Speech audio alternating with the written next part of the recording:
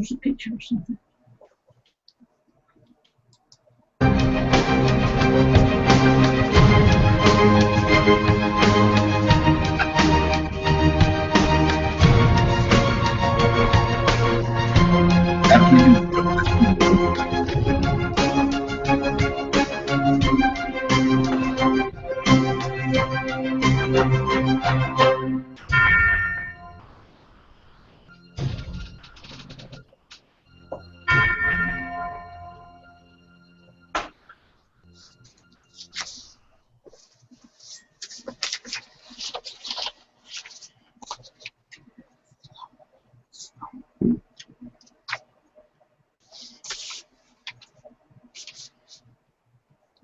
I cannot hear Ken. Well, good evening. Sorry. Sometimes we start out nice and smooth, sometimes not so much. All right. Good to see everyone tonight. I'm glad to see everyone made it. Welcome everyone to watching Line Upon Line. Tonight we're going to discuss deception and the devil and the father of lies. We're up to episode 122, by the way. And last week I did forget to mention one thing about Halloween that I should have mentioned, and it also goes for Thanksgiving, Christmas, is day after. That's my favorite day because that's half off candy day. Just saying. You know. mainly for Easter and Halloween. That's about the only good part of it. Half off candy day. All right. So anyway, enough said on that. Now, Dr. Ricks, if you'd start us out. There was a father went to the store with his son, and his son wants to get a bunch of weights. He says, "I want to be like Charles Atlas or Arnold Schwarzenegger." But the father said, "But are you really serious? These weights cost money." The son said, "Yes, I'm serious. I want them." He says, "But Danny, it might just be a passing fancy. You sure you want to buy all those weights?" "Yes, Dad. I promise. I will use them. I'll use them on a regular basis." "Are you sure?" "Yes, Dad. I promise I'll use them." So the dad went and purchased them. And as they were leaving the store, the boy screamed, "What? Do you mean I have to carry this stuff to the car?" You know, the funny part was when you said Charles Atlas, I'm thinking no one under 40 knows who that is. But that's That's true. I'm glad you threw in Schwarzenegger. I tried to imitate his German accent, but I couldn't quite. His German-English accent couldn't quite get it. Another short joke is, due to a power outage, one paramedic rushed into this house for an emergency call. It was real dark, so he gave the little girl a big flashlight. He says, "Now, while I help your mother pull this baby out, I want you to hold the light on us, the both of us, so I can see what I'm doing." So it didn't take long, and the baby came out. He wiped him off, spanked him, and the baby cried.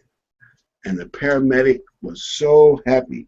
He said to the little girl, he said, "Do you realize what you just witnessed?" And the little girl said, "He shouldn't have crawled in there in the first place. He deserved to get his behind spanked again."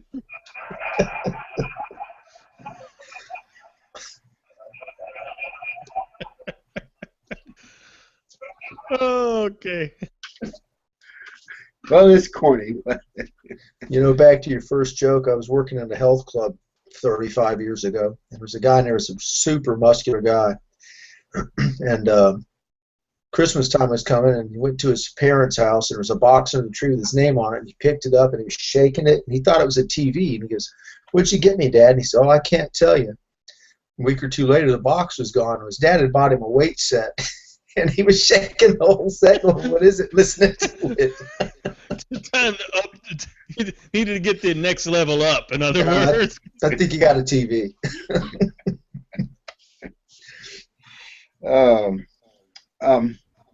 Well, speaking of apostasy, one of the more interesting things in the Bible, when the apostles were all at the temple admiring it, and Christ told them it would be torn down someday.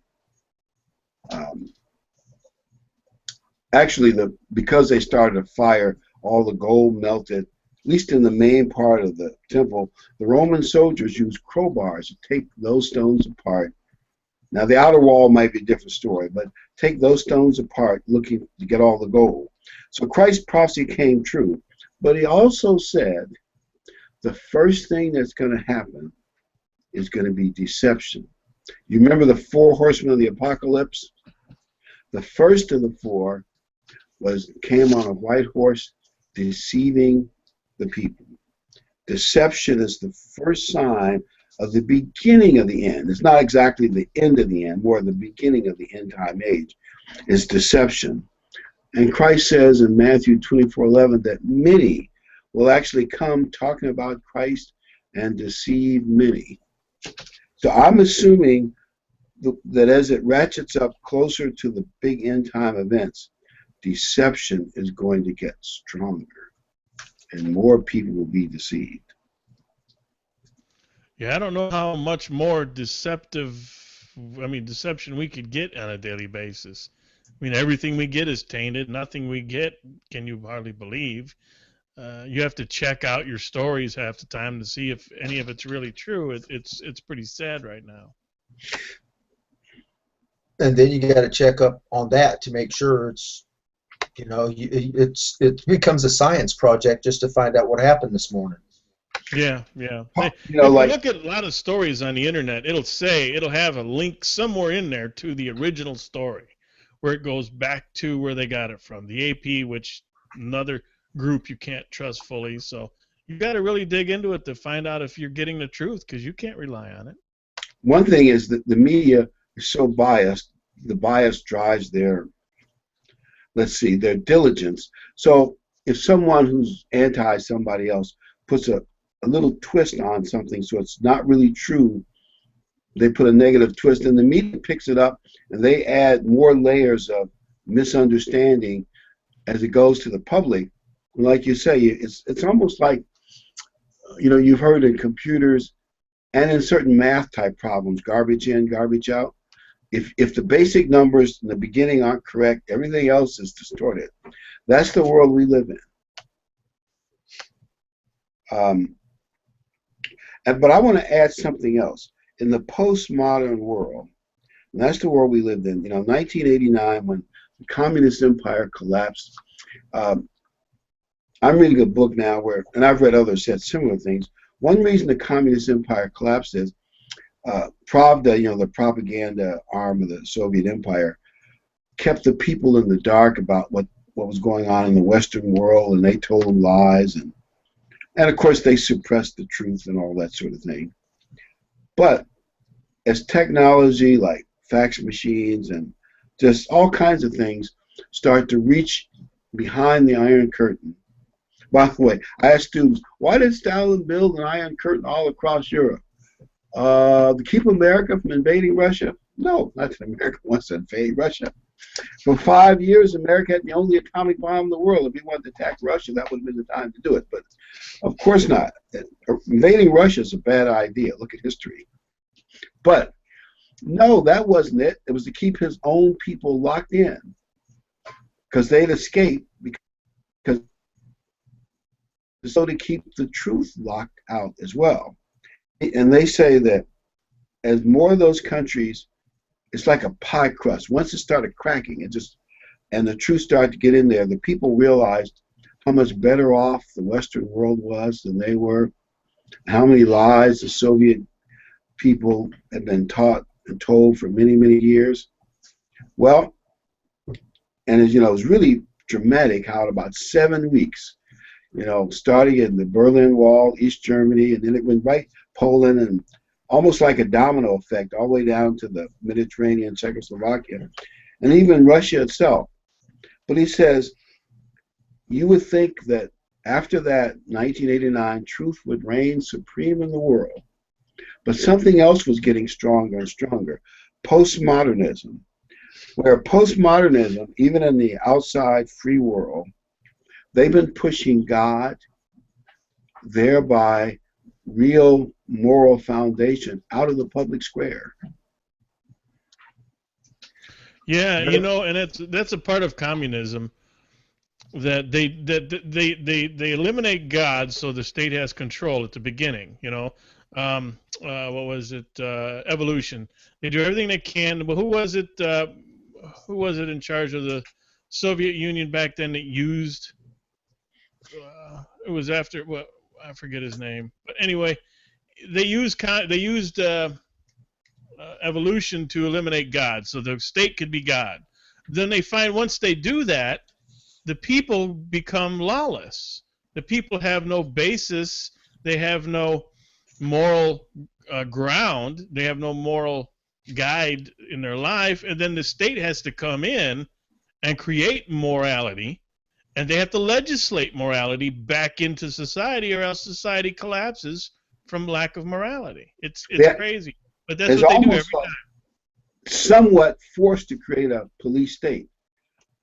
You know, I think it was John Adams and Benjamin Franklin and a few others who said that the Constitution of America is a great constitution, but it's meant for a moral, God-fearing people. It is. There's something to be said for that. The interesting thing is all the people that on the left and now today that like their immorality, you know, the gay marriage and all the things that they're pushing on us, and that this country is going for, which could help bring it into full-on socialism. Once that happens, and if they were to be able to eliminate God from the society, all those same people that got what they wanted now would be the same people they'd be coming after later to suppress and get rid of because of the immorality. And because with all the immorality, the state loses control. The state has to implement morality and implement control. Look at the Chinese, the socialist countries today. China has all kinds of legislation, all kinds of rules towards morality. They try to bring morality back in to society because they push out God. They have to bring in their own morality. They do it in every single communist nation. Look at North Korea. If you do any study on North Korea, you'll find that the state implements morality, much stricter morality than what our government is and what our society has in this country. And that's what we would head toward. All these people on the left have no idea what they're getting into, because they're going to be the first ones they come after if we were to ever go that far. You know, if there is no God, then some other things are gone too. Other things like absolute truth, character, and morality. I mean, if there's no God, it's like there's no foundation for ethics. Not really. It's what can we get away with, or what will we accept, or, you know, and that can change over time. And that's part of the problem. And I was reading Isaiah 59, and this is the King James. A better translation might help a little bit, but it says in 59:1, "Behold, the Lord's hand is not shortened, that he cannot save, neither his ear heavy, that he cannot hear. But your iniquities have separated between you and your God, and your sins have hid his face from you." Then in verse 3 it says, "For your hands are defiled with blood, your fingers with iniquity, and your lips have spoken lies, and your tongues have muttered perverseness." So part of the problem as Israel was declining was lies and perverseness. And he goes on and talk about it's like spider webs. The lies get so complicated. I think sometimes they believe their own lie. And then they build a lie around their lie, like a spider web. I had a relative like that. I won't mention any names, but yeah, he would climb a tree to tell you a lie when he could tell you the truth standing on the ground. That's how much he'd rather tell the lie than to tell the truth, because the lie was more interesting. And I like the poetry of verse 14 that says, speaking of the nation, truth has fallen in the streets. Now, maybe America hasn't gotten that bad yet, but you can see I call it spin and spinmeisters. And if you like them, you spin the truth in their favor. And if you don't like them, you kind of spin it, and you lie, and when you're supposed to be talking about other people's truths, you spin that to make it look like a lie. You're spinning everything one way or the other, so the real truth becomes kind of like, it's what I want it to be. What's in my advantage? What's to my favor? You know, and if you and we're talking about Satan and his lies and how he pretty much he's the father of this, but I mean, first thing he had to do was lie to himself, convince himself that he deserved more than what he had, right? Then he had to he bought his own lie. Then he had to lie to a third of the angels and work them away from God, right? And then he had to work on Adam and Eve. So, I mean, first thing he does is he discredits God's authority and paints God as negative, you know, when he's talking to Eve. Then he makes them doubt God's word. You won't surely die. I mean, basically saying he's lying to you. And then he gets Eve to kind of start seeing things his way. Then he makes God seem too strict by saying, hey, don't worry about it. What do you mean you can't eat that tree? I mean, these are all steps in his deception. Then he minimized the penalty by saying you won't die. Then he says, hey, you're going to be like God.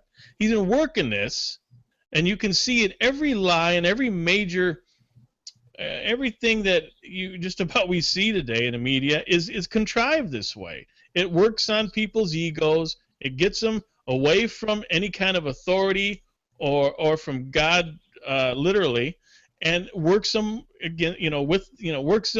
against themselves inside.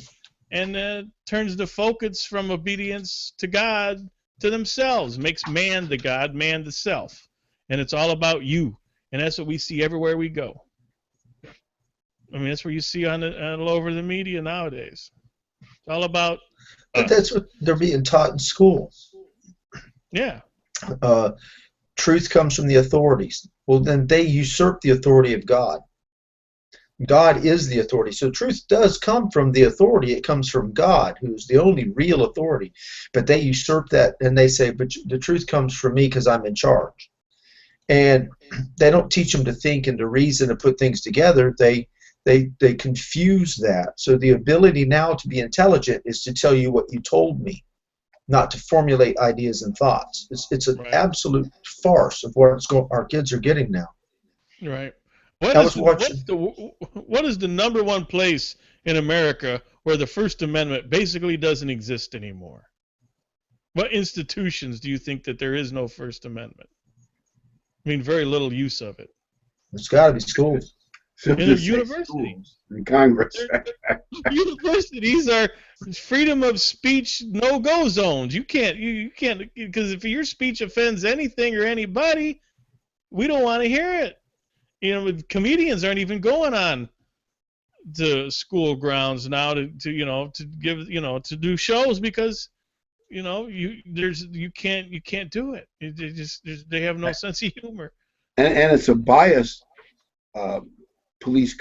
speech code, because radical liberals can say all kinds of stuff. Well, it's your problem if it offends you, but if you're a conservative and you say something, you see the difference. But I was thinking about what you said, Ken, about blindness. And it mentions in Isaiah 59:10, it says, you grope for the wall like the blind. And I think when you lie to you so much that you cannot see the truth, you can't see what's really going on. And I think it applies to Satan in this one context. I believe somehow he's deceived himself to thinking that he has a chance to win against God. I mean, when you read the Bible, and he's going to go to heaven and challenge him one more time in the end, to me, it's quite obvious that there's no way he can win. But I believe he must somehow convinced himself. He has to be, or else he'd quit. He wouldn't keep going if he thought he had no chance. So either that or he just wants to completely throw a monkey wrench in everything on his way out. Lies or confusion. And I was watching the news was it this morning or yesterday, and they were talking about this kid in California that now identifies himself as a female. And he gets to shower in the girls' showers. And they have to pretend like he's a female, even though everything about him apparently is not. And I'm listening to Megyn Kelly and the people she's there calling this very ill young man her. Well, she is, and well, her, rights, and she, okay. He doesn't have the right to go into the girls' shower. That's just, you don't have that. So what happens when your daughter says, I'm not going to shower with this person? He says he's a female, but he's obviously not. Where do the parents' rights, where do your individual rights come in and say, I'm not going to allow this person in my shower? It's more confusion. Oh, right. And they're using all this confusion and all it is to condition us to accept whatever they throw at us. I said to somebody, and we're in the middle of it right now. This is to an end. The end is total abolition of God in the country, and that's what they're trying to do. yeah, and at least in the public schools, they're making great progress. The thing I said was, when you can convince a society that the acts that two homosexual men do is love, there's nothing you can't get them to do. I mean, that is as confused and horrible. What else is left? No, they'll come up with something. Well, anyway, I want to, Ken, let's discuss love of the truth is disappearing even in Christian America. And look at that 2 Thessalonians prophecy that Paul made, because I believe we're moving closer to that point in time. Yeah, let me pull that up real quick.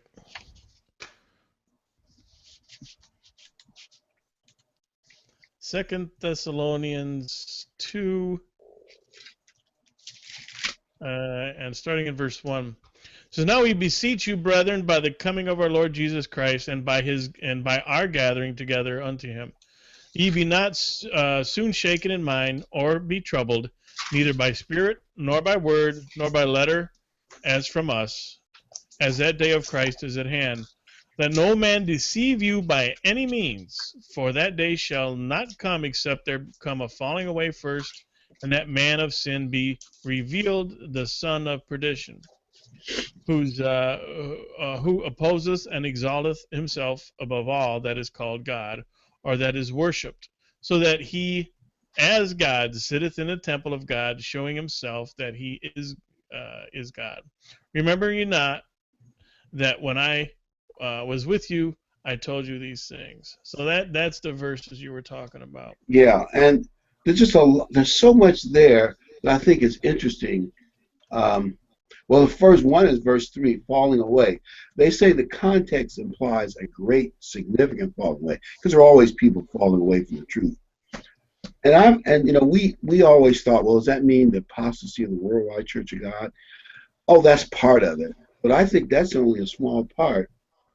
I think vast numbers of people are going to be so deceived, they will literally worship a man as God. Yeah, and you know what? Society, well, the world is, with everything going on in the Middle East and in Europe, things could get so bad that they would be willing to believe a lie, even though they may suspect that it's false. But things will be so bad that this false Christ will come along and give them enough food to eat, or promise them that they're going to, or whatever they need at that time, that they will believe it, even if in their minds, in their hearts, they feel it ain't right. But hey, they want to believe it because they want to survive.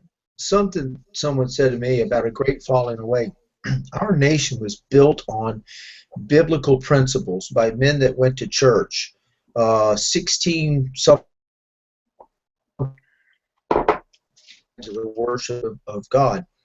And all of our papers that we were endowed by our Creator, nature and nature's God, it gives us all these statements. Well, as we fall away from our Constitution or fall away from God, we'll fall away from our Constitution. And maybe that is part of that great falling away, is that our nation is no longer a nation dedicated to loving and worshiping God. You maybe said this, my speaker blurred a little bit, but I think 65% of the representatives at the Constitutional Convention were pastors. They weren't full-time politicians. And as I remember the way the story was written up, I presume it's accurate. They were arguing and fighting in Philadelphia when they were trying to make a better constitution, and because it's one thing to get away from the British, it's another thing to get those 13 colonies working together well. And then George Washington at some point said, look, we need to start off each session with prayer. And since he was a leader and wore his military uniform, he kind of led the group, and then the different people did it different times. But they said after they started leading each session with prayer, that's when they made the progress. And to call those men anti-God, or they wanted to keep God separate, if you, that Thomas Jefferson used the Bible as the main textbook for the D.C. school district when he was president. And there are many other things you could look at. Anybody looks at American history and says those guys were anti-Christianity, they're just either they're ignorant of history, which is quite possible, or they are deceiving us. I saw something, somebody said to me, Thomas Jefferson had a Koran. Thomas Jefferson put the United States Marine Corps together to go and fight the people who worshipped their God by the Koran. So he, I'm certain, was studying to see what their mind was, so he could understand how to combat them. There's a book out right now about that. Right. Yeah, that was the Barbary Pirates. Yeah. Yeah, they're called Muslims today. Yeah, he said that this book, I forget what his words exactly were, but something to the effect that this book is trash. That's what he said. This thing, reprobate. He didn't have much good to say about it. Yeah, they took a fact that he did have the book, and yes, he may have read some of the book, and twisted it into, well, he endorsed the book. No, he did not. It was the book of his enemy. Many of the founders. I've got a book that's right behind me right now. It's about Jefferson. It talks about all the Christian things he did. Granted, he was a little suspicious of religious institutions. I mean, some of the politics of religion, because they had some bitter fights in Virginia over, various sundry things. But he loved the Bible and God in his own way, and there's tons of evidence. I mean, it's like unbelievable amounts. But, that story about the Barbary pirates, that's an interesting story. Those pirates, as ships sailed into the Mediterranean, the pirates would sail out, and they would capture the ship, steal the cargo, and sell the people in slavery. And so they had an ambassador in England, and we have ambassadors in England. So they talked to the ambassador of those people in Libya and I guess wherever else they're from, that part of North Africa. And the guy told them, he said, look, we're Islamic. The Quran, this is what they told the American ambassadors who told Jefferson.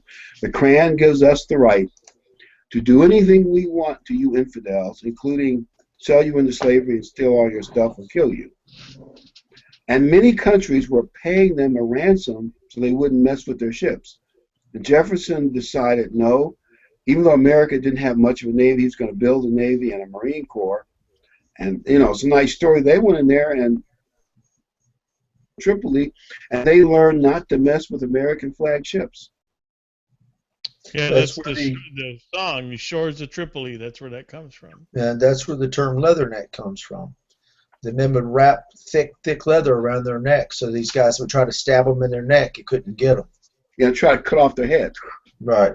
According to a friend of mine who is everything Marine, let me tell you. He can't even talk normal.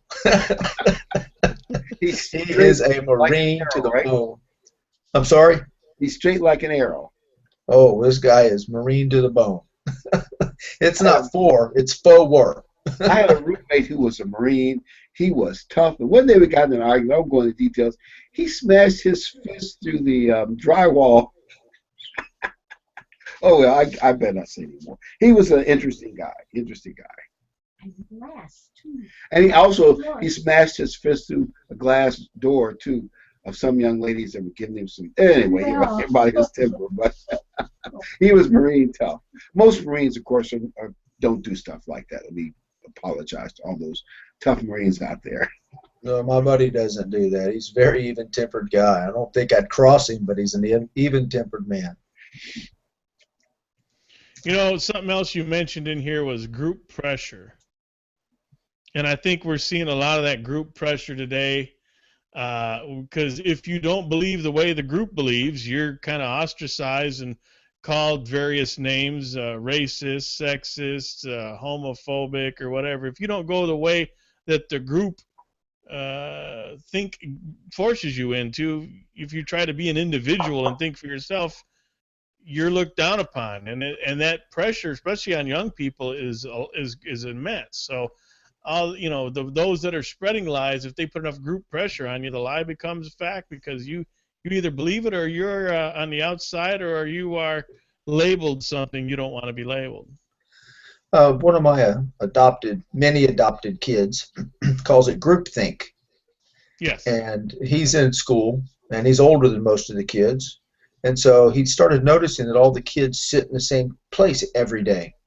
So one day he got there a little early and sat in a new spot.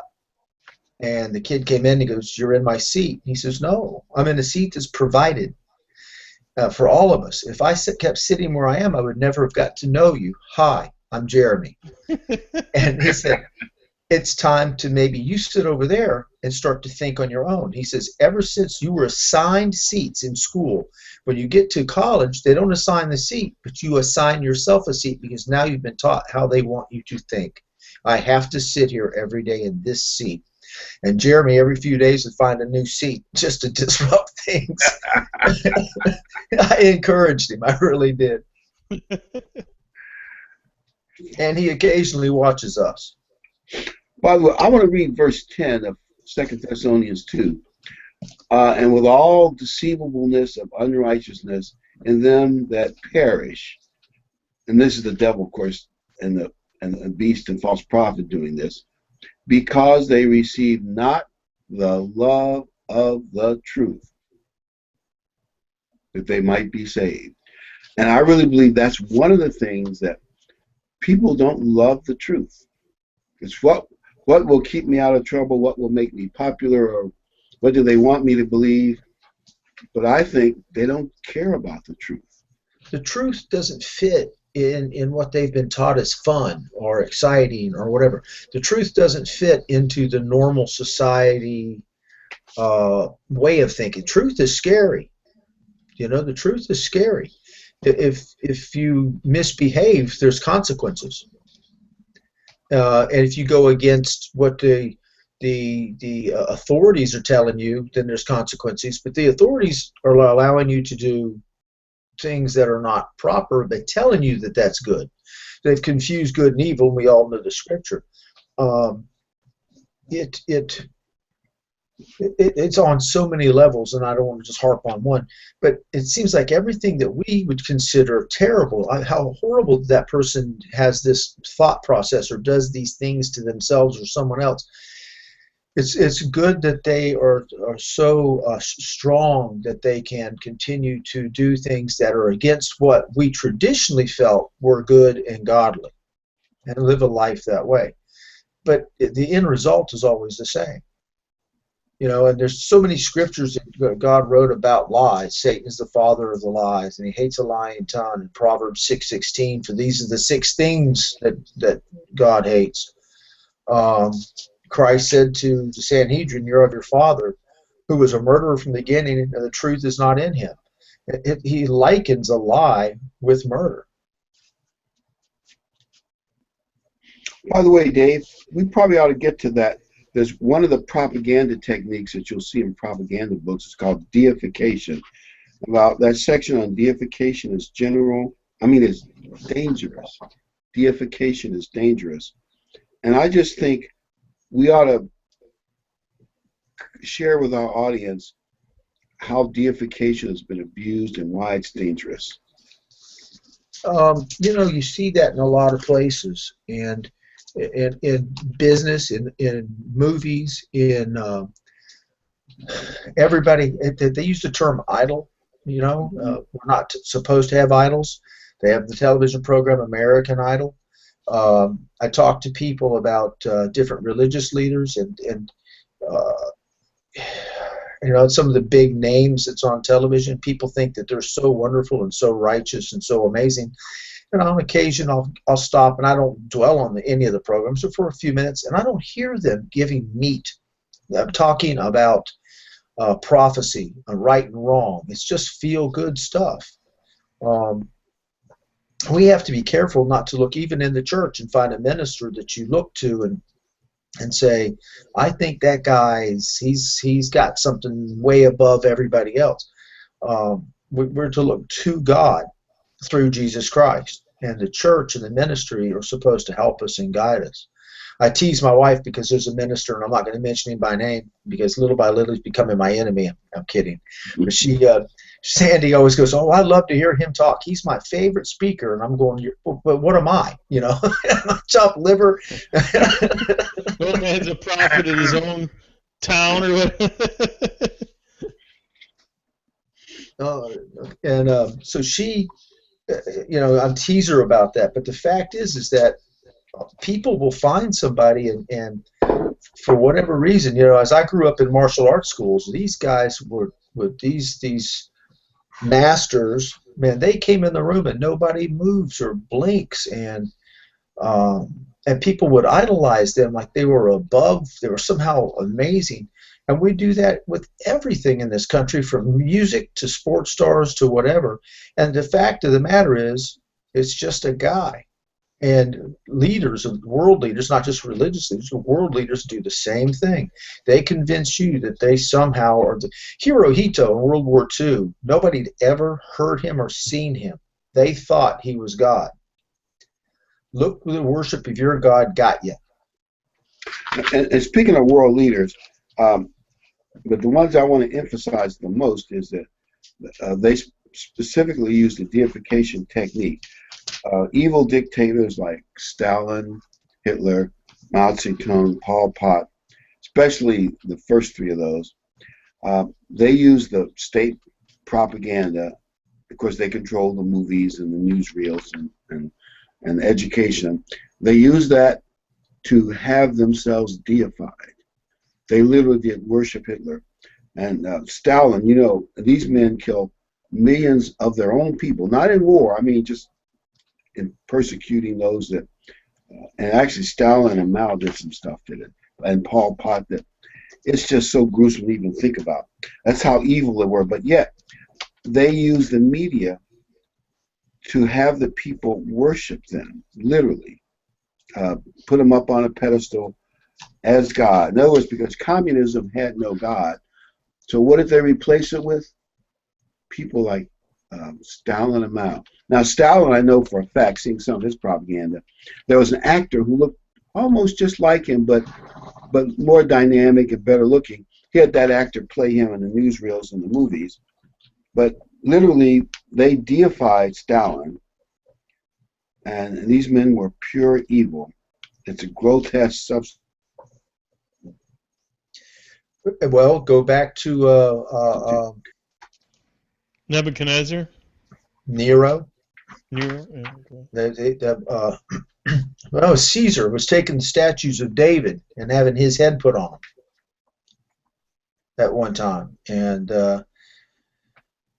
to what extent the silliness, yet people go for it, and the millions of people that have lost their lives over something that is silly. Ho Chi Minh means the bringer of light. So he changed his name. I don't remember his real name, but he changed his name to Ho Chi Minh, the bringer of light. Isn't that what Lucifer means? Yeah, pretty much.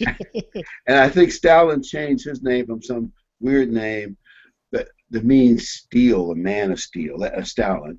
And Hitler was a Schicklgruber. I believe something like Schicklgruber was Hitler's real name. And he changed it to a name that meant something more powerful as part of this worship of the man. And obviously those men led their countries to horrible things and horrible disasters. But now I'm going to apply it to the church. You go to 1 Corinthians, the 3rd chapter. One of the problems the Apostle Paul had with the Corinthian church was they were putting main people on a pedestal. And I believe the people who are doing it, just if you put both Corinthians together, Paul calls some of those men false apostles. He doesn't name them, so maybe he's giving them room to repent. So we don't know their names, but some of the people in Corinth, and I believe what they were doing is, say if you put Peter on a pedestal, and then you tell the people, but I am the one who really is the one who Peter would approve of. I'm Peter's heir apparent in this area. I follow Peter. So I'm putting Peter on a pedestal, but I'm kind of getting up there, saddling up next to Peter on that pedestal too. And I believe that's what, because I see people doing it in splinters in the Worldwide Church of God to this day. Anyway, verse 4, 1 Corinthians 3. And Paul is, of course, saying they're very spiritually immature and these divisions are not appropriate. But then he said, for one saith, I'm of Paul, another, I'm of Apollos, and yet you are not carnal. And earlier he mentions Peter and as well, and Christ, and he just tells them that's how carnal people act, putting people on a pedestal. And then I'm going to go over to verse, verse 9 and 10. He says we're all just workers in the house. And then if you go to verse 20, 1 Corinthians 3. And again, the Lord knows the thoughts of the wise, that they are vain. Therefore, let no man glory in men, for all things are yours, whether Paul, Apollos, Cephas, it's another name for Peter, or the world, life or death. And then he goes and says, all things are yours. And by the way, Paul's including himself. He's saying, don't glory in men, don't even put me, Paul, on a pedestal. Now, to get it in the context, Paul is not saying you shouldn't honor and respect church leaders who've done great works. And he does tell them in chapter 11 and a few other places they should follow him because he laid a good foundation. So he's not against leadership, but he's against putting people on a pedestal, because that's how you can manipulate and deceive people. You get on a pedestal, you put somebody on a pedestal. I'm going to be very blunt, and many of you know this. Some people have put HWA on a pedestal.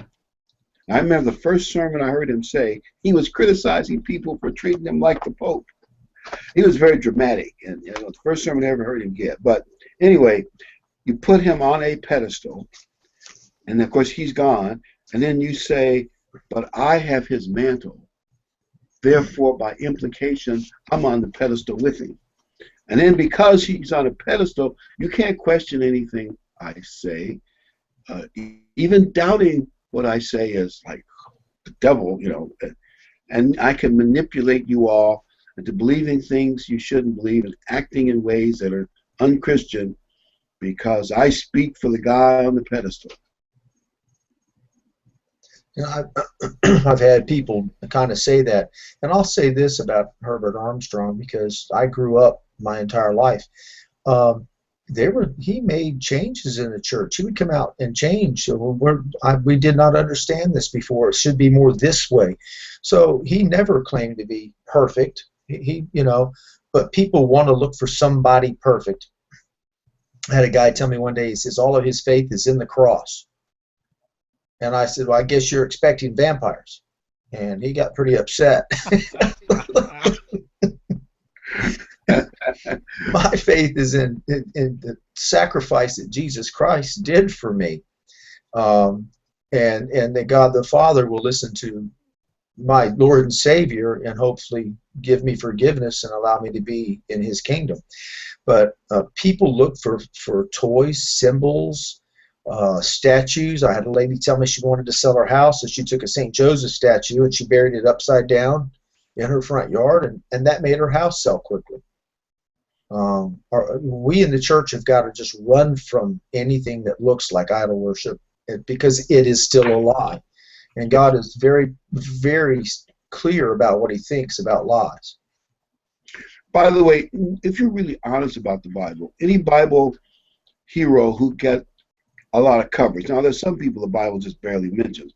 But if they get a lot of coverage, Bible heroes, God tells you their weaknesses, their mistakes, as well as their greatness. I mean, I could rattle off mistakes by all kinds of Bible heroes. And I think that's just an honest way to look at it. People are people. And Paul says that about himself in more than one place, not just where he tells them, we're all men.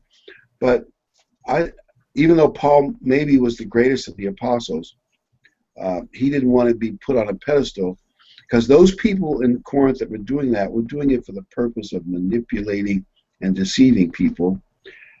And I obviously, like the communists and the fascists did, well, even Mussolini was put on a pedestal at one point in time, and that's just the way the world has worked it. And it's going to be one more time.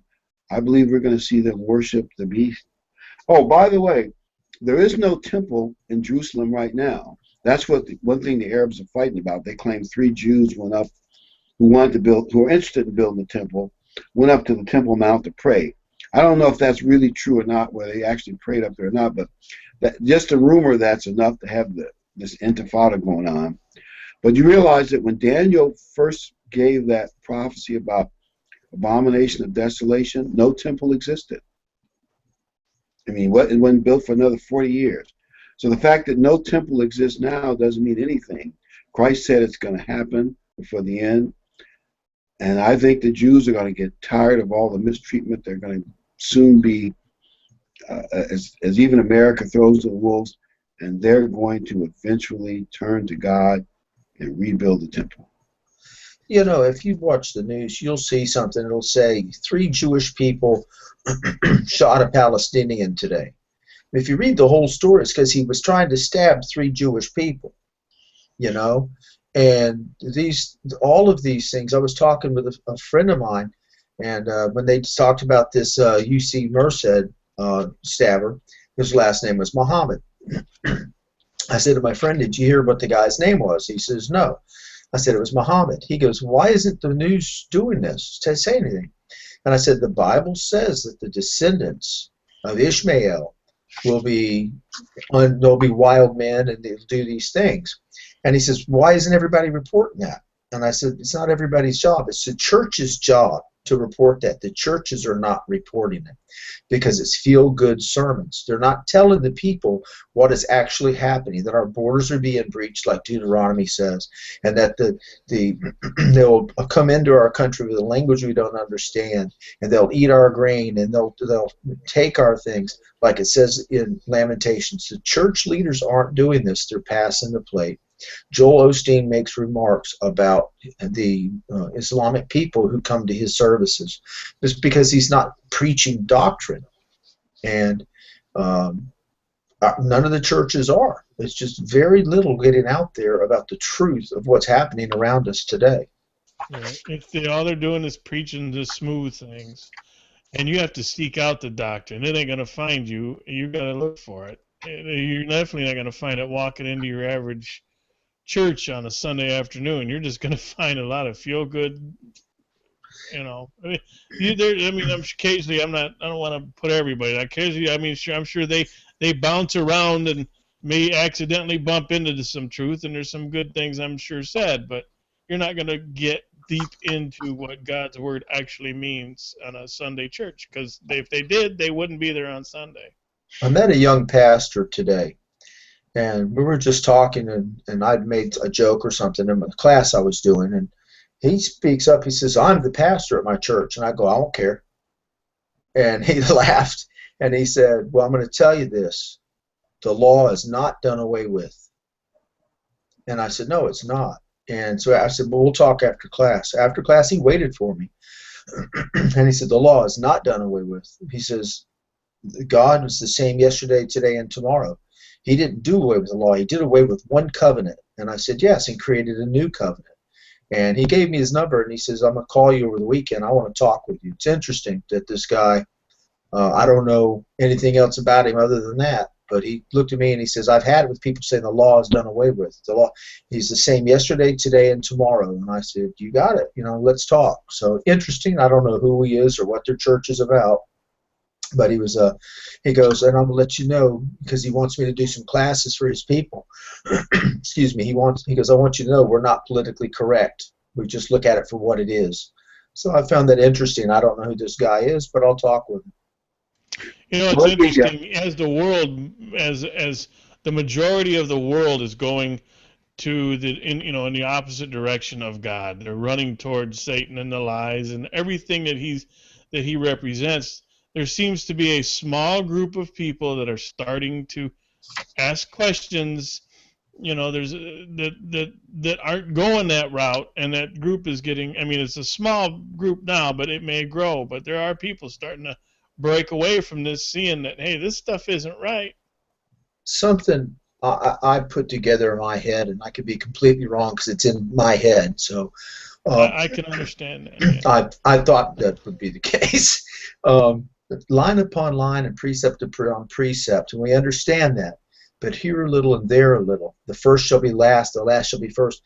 I think the work of God is still going to be being done, and he's going to be taking people from the last days and maybe moving them first and picking them from here and from there. And that means time-wise. You may have been called when you were called, and I was called, and my father was called when he was called.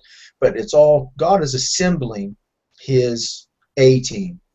And that's done by picking the people from here, from there, where you need them. And God, and their knowledge will be, Daniel 12:4, knowledge will be greatly increased. The knowledge of evil is obviously being increased. But the knowledge of God's word is going to be increased. The knowledge of how to protect ourselves and to teach people is going to be increased at the end time. By the way, just following up on what the two of you just said, one key point is, if someone tells you that any decision God made in the Old Testament is wrong, that person is deceiving you. Now, they may be deceiving themselves, too. Now, I would argue that because we're in a much different world, some of that's written like 35 centuries ago, and the world is so much different. So maybe and it was a theocracy, we're not in one now. So maybe applying it today would take some understanding, but nothing that God ever said or did was a bad decision. Maybe we just don't understand as well as we should. And secondly, the key, I think, to not being deceived is having a close relationship with Jesus Christ, so that we're close to Jesus Christ, and that will help us to not fall for obvious exceptions and be open-minded and heart and spirit to the truth. Right. And we're told that specifically, that we would be deceived that this false Christ, this false man would deceive the elect if it wasn't for God's intervention. Even the people that are the most knowledgeable would be deceived by this guy if it wasn't for God's protection. And in order to get that, you have to have a close personal relationship with Christ and stay close to his word. If not, that's what I've said this for years. That's what always made me believe that the final this person who will appeal to everybody would also appeal to the conservative in the Christians, in the Christians that are in a church. So, because that's the only way someone could deceive us, is if they seemed like a decent conservative person. And that's why I always tell people, you've got to stay close, because even the elect can be taken by this guy. And by the way, I know next week we have Jonah, kind of a mixed hero, but an interesting mixed hero, Jonah is. But I was thinking, because you might think you don't know all about Jonah, but maybe you might see some interesting aspects you haven't thought of. But I was thinking about prophecy and world affairs. I know we only have a few minutes left. Our government says ISIS is getting weaker and we're degrading them. But countries like Britain, which has very good intelligence, They claim that ISIS has spread well into Egypt, including the Sinai Peninsula, and they, I guess, breached the security of that airport and put a bomb on that Russian plane. Now, maybe we don't know that with certainty, but one thing, at least the British think, ISIS is spreading to Egypt. Not only are they not losing, they're taking more towns and creeping into more places little by little. Yeah, they're hard to. I think they're going to be hard to root out. I know Russia's bombing, trying to extract them out of Syria, but they're everywhere. They're like a weed into everything in the Middle East, and I don't know how they're going to get at all of them. But it's interesting to watch that whole scenario. How right now we're on the opposite side of Russia in Syria, but since this airline bombing, we could see ourselves on the same side as Russia, fighting ISIS. You know what I mean? Because of this bombing of this airline. So who knows what's gonna? It's insane. I've never seen such a crazy mess in all my life. Never could imagine we'd be where we're at today in this mess. But remember, Baghdadi, when he took the title, the caliphate, in the Islamic world, that means the king that rules the entire Islamic world. And they used to have some in the past. And some were pretty powerful in the 13th century, etc. But that obviously is going to be the king of the South. And you see them, basically it's a war of several factions. And I would say, at least if it's based on who's the most evil, Satan will, if that's the key, it'll be ISIS. But I'm sure there are a lot of political and battles and chicanery to see who gets that position. But you can see King of the South is trying to form in the Middle East right now. And while it might seem like a small thing, I'm giving my opinion, of course, small thing, if we were to build the Keystone Pipeline and let America drill all of our Alaskan oil and link Alaska up by more pipelines into Canada, so that all that oil, because the cheapest way to move oil is pipeline, underground. It's actually cheaper and safer, because tanker cars crash and trains crash. We'll get to that now, but and right now, the world's economy is slow, and so there's an oil glut.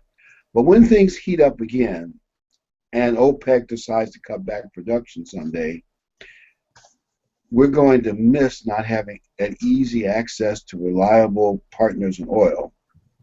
And right now, no one cares. That means America will be more vulnerable to chicanery from the Middle East. Right. Well, that's what they're doing. I mean, that's what they're trying to destroy this country by stepping on its energy hose. And that's how they're doing it. I mean, if they get their way with coal and natural gas, we'll be paying mortgage money for our electric bills if they get their way. If these people are allowed to complete what they want to do, we're going to be paying hundreds of dollars a month for electricity because they're ending the coal.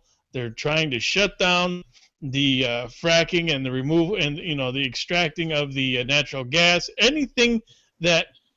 Any cheap energy that they can shut down, they'll do it. And I know consistent. Natural gas is the solution to a lot of their problems, but they don't care. Once they find out it's cheap and it's readily available and can keep America strong and viable and have cheap energy to create and to produce, they'll shut it down. They don't want it. It's almost like they're caught up in earth worship to the extent that all the blessings that God has given America underground. There are countries, many countries in the world, would love to have the natural resources America has.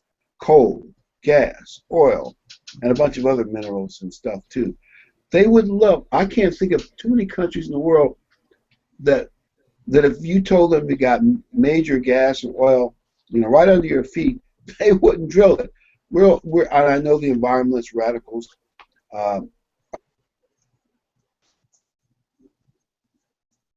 some scientists, they think we may go in 3 or 4 years and back into global cooling. And then they're going to claim man's energy is causing global cooling. I know you're laughing, but 30 years ago they said that. And then when it didn't, Right. it got warmer, then they switched. They could switch again because it's like people are just dumb enough to go along with this crazy stuff. Well, they want to turn. They're trying to turn CO2, carbon, into currency. They want to take it from us. So what they'll do is they'll penalize the U.S. and any large country and they'll say we want to give that money to these third world dictators and despots. They're the ones that'll end up with this money for this whole global warming fiasco, and they want to level the playing field throughout the planet, and they're going to use CO2 to do it. And the people you were talking about Earth worship. Those are the people at the bottom of the food chain. Those are the people they're suckering into this whole scheme. I mean, Al Gore knows better, but he's involved in this global fraud to turn carbon into currency, turn it into money. They're going to move money from one nation to another, from a first world nation to a third world nation, and penalize us to try. And it's all just a scam. And more and more news is coming out every day of how the scam is, how big of a scam it is. And in fact, what's the name? I don't know the guy's name. I can't remember it. But the guy who started Greenpeace, if you look him up, he's out of it. He left Greenpeace, said it's all a scam, it's nuts, and that they're trying to destroy the country. This guy was one of the number one greenies there was, but he figured it out, and he's out now. By the way, everybody is for clean water and clean air. By the way, America has some of the cleanest air and water for a big nation in the entire world. There's nothing that says you can't use coal and oil and other things responsibly and have clean air and clean water. You can. But the craziness, you realize that carbon monoxide, CO2, we breathe in, all animals breathe in oxygen and we release CO2.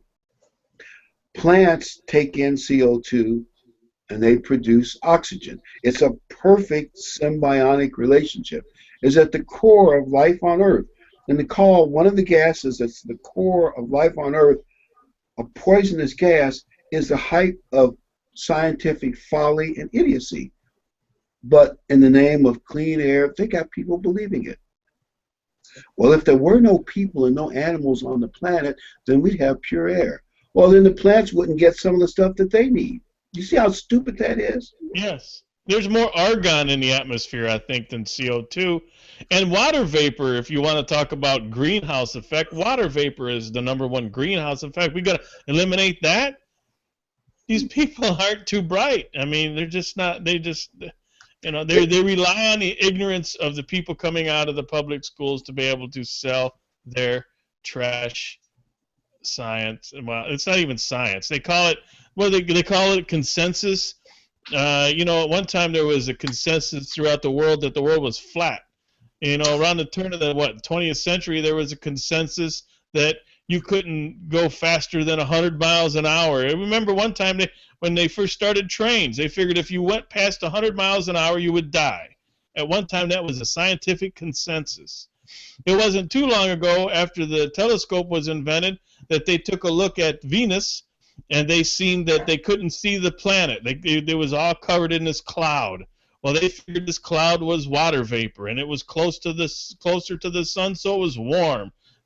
So they had this water vapor, it was warm, and they said, well, then it must be all these plants, and be like when the Earth was first formed, and so there must be dinosaurs. So here it is. They look at Venus, can't see anything. Conclusion: dinosaurs. That was a consensus at one point. So how smart was that? So now there are these scientists that are taking money from the government, and they'll only get their money if they come up with this this answer to this question. If the only way that they get their money is if they give this answer, well, guess what? There's dinosaurs on Venus if they want them to be there, as long as they're paying them. It's like all poison gas and too hot for life. But hey. Right. They didn't know what the gas was. Back in the 60s, doctors and lawyers had a convention because they've always been at each other. One of the lawyers got up and he said, when our country was being formed, by lawyers that were writing the greatest document, the Constitution, based on the belief of God and freedoms of men. When our lawyers were putting this Constitution together, the doctors at the time were putting leeches on people's butts to cure a cold. That's pretty much it. Yeah. Oh, there's no truth to that. You know, I don't care nothing about their scientific consensus. If they're manipulating data that disagrees with satellite data, and they're doing this data, and they got their hockey stick going, and they, you know, all this stuff that people have come by and debunked and said it's trash. Now they want to make it illegal. There's some law they're trying to put through in Europe that makes it illegal to disagree. If you say I don't believe in global warming and your business is against it, they're going to prosecute you. I mean, this is the same thing they did. Here. Was it Galileo or what was his name? He wasn't allowed. The Vatican had him held up there. They wouldn't let him out because he said that the Earth revolved around the sun instead of the other way around. You know how smart those liberal governments in Europe are. They're letting hundreds of thousands of mostly young, fighting-age Muslim men invade their country and demand all their welfare rights. Now, you tell me how smart that is. And burn down some of the places that they put them in because they aren't nice enough for them. And the Quran, by the way, trouble. That's what liberal governments will do for you. The Quran, by the way, says that the sun goes around the earth. Oh, really? It does. Well, disagree with that. You might, you know, they might throw out a, what do they call it on you? Yeah, fatwa.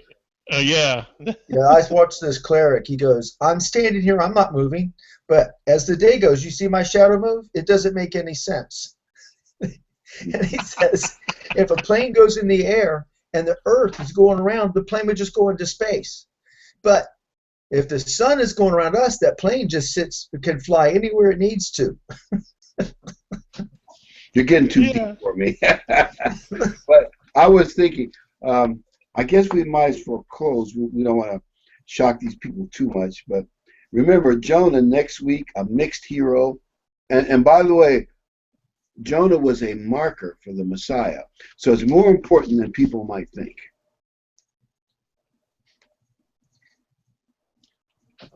Well, thank you, gentlemen. I've enjoyed our discussion. I hope the people who heard it enjoyed it. It was good evening tonight. Thanks everyone for watching. We really appreciate you spending the beginning of your Sabbath with us. And we'll see you again next week. Remember, always seek the kingdom. And like I said, enjoy the rest of your Sabbath. And if I get this right again, you never know.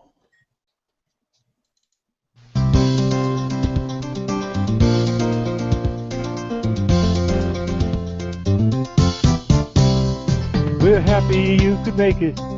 So glad you are here. And hope that we've been able to make God's word more clear.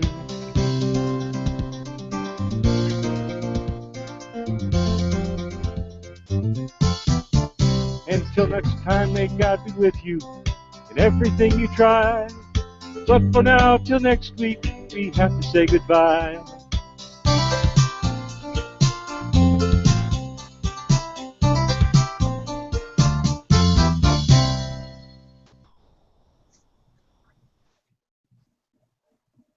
Good night, everybody.